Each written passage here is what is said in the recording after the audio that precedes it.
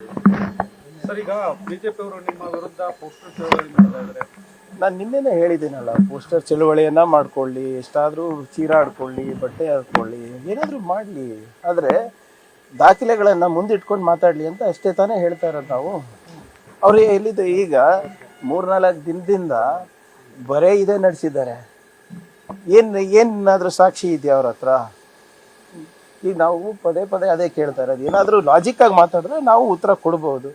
ಸುಮ್ಮನೆ ದಿನ ಬೆಳಿಗ್ಗೆ ಎದ್ದು ಪೋಸ್ಟರ್ ಚಳುವಳಿ ಮಾಡ್ತೀವಿ, ವಾಟ್ಸಪ್ ಚಳುವಳಿ ಮಾಡ್ತೀವಿ, ಸುಳ್ಳು ಸುದ್ದಿ ಹಬ್ಬಿಸ್ತೀವಿ. ನಾವು ಇದರ ಬಗ್ಗೆ ನಾವು ಸುಮ್ಮನೆ ಇರೋದಿಲ್ಲ ಅಂದರೆ ಯಾವುದ್ರ ಬಗ್ಗೆ ಸುಮ್ಮನೆ ಇರೋದಿಲ್ಲ, ಹೇಗೆ ಸುಮ್ಮನೆ ಇರೋದಿಲ್ಲ, ಯಾಕೆ ಸುಮ್ಮನೆ ಇರೋದಿಲ್ಲ, ಅದೆಲ್ಲ ಸ್ವಲ್ಪ ಹೇಳಬೇಕಲ್ಲ, ತಿಳಿಸಿ ಹೇಳಿ ಜನರಿಗೆ. ಅವ ಜನರಿಗೂ ನಂಬಿಕೆ ಬರ್ತದೆ. ನೀವು ಸುಮ್ಮನೆ ಬೆಳಿಗ್ಗೆ ಎದ್ದ ತಕ್ಷಣ ಪ್ರಿಯಾಂಕರ್ಗೆ ಹೆಸರು ಜಪ ಮಾಡಿದ ತಕ್ಷಣ ಜನರು ನಿಮ್ಗೆ ನಂಬ್ತಾರೆ ಅಂದರೆ ಅದು ನಿಮ್ಮ ಭ್ರಮೆ.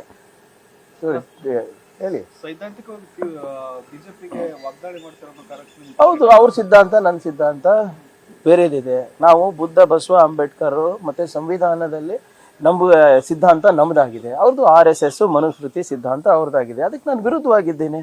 ಅದು ಇವತ್ತಿಂದ ಅಲ್ಲ, ಮುಂಚೆಯಿಂದಲೂ ಇದೆ. ನಮ್ಮ ಬೆಳವಣಿಗೆನೇ ಹಾಗೆ ಆಗಿದೆ, ನಮ್ಮ ಪೋಷಣೆ ಹಾಗಾಗಿದೆ. ಖರ್ಗೆ ಸಾಹೇಬ್ರು ಇರ್ಬೋದು, ನಮ್ಮ ಪಕ್ಷದ ಸಿದ್ಧಾಂತ ಇರ್ಬೋದು, ಮುಂಚೆಯಿಂದನೂ ಇದೇ ಇರೋದಲ್ವಾ. ಅವ್ರಿಗೆ ಅದೇ ಉತ್ತರ ಕೊಡ್ಲಿಕ್ಕೆ ಆಗ್ತಾ ಇಲ್ಲ. ಅದಕ್ಕೆ ಇವೆಲ್ಲರೂ ಕೂಡ ಪ್ರಯತ್ನ ಮಾಡ್ತಾ ಇದ್ದಾರೆ. ಈಗಲೂ ನಾನು ಕೇಳ್ತಾ ಇದ್ದೀನಲ್ಲ, ನೀವು ನನ್ನ ಮೇಲೆ ಆರೋಪ ಮಾಡ್ತಾ ಇದ್ದೀರಾ, ನಂದು ಹಸ್ತಕ್ಷೇಪ ಇದೆ ಈ ಏನೋ ಈ ಸೂಸೈಡ್ನಲ್ಲಿ ಹೇಗಿದೆ ಅಂತ ಹೇಳಿ. ಆಪ್ತ ಮಾಡಿರಬಹುದು ಅಂತ ನೀವು ಹೇಳ್ತಾ ಇದ್ದೀರಾ. ಅಂದರೆ ನೀವು ಆಪ್ತ ನಿಮ್ಮ ಆಪ್ತರು ಏನೇನು ಮಾಡಿದ್ದಾರೆ ಅದೆಲ್ಲ ಮರ್ತೋಗ್ಬಿಟ್ಟಿದ್ದೀರಾ. ನಾನು ನಿನ್ನೆ ಉದಾಹರಣೆಗಳು ಕೊಟ್ಟೆ ಅಲ್ಲ.